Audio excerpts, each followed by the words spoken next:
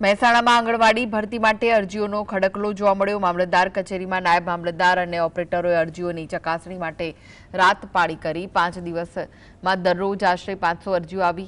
રહેઠાણના પ્રમાણપત્રો માટે કર્મચારીઓએ રાતના ઉજાગરા કર્યા। 30 દિવસમાં મહેસાણામાં 841 અને ગ્રામ્ય વિસ્તારમાં 1040 દાખલા અપાયા। અરજી કરવાની છેલ્લી તારીખ 30મી ઓગસ્ટ હતી।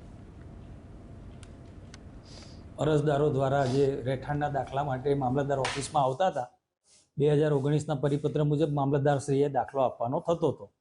એટલે છેલ્લા 1 મહિનાની અંદર શહેરી મામલતદાર કચેરીમાં 1315 દાખલા નીકળ્યા અને ગ્રામ્યમાં 1626 દાખલા નીકળ્યા આખા મહિના દરમિયાન।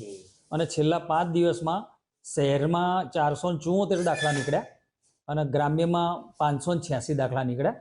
એ જે 5 દિવસમાં રાત દિવસ ઉજાગરો કર્યો છે ઓપરેટરોએ, નાયબ મામલતદારે, શનિ રવિની રજા પણ અમારી કચેરી ચાલુ રાખી।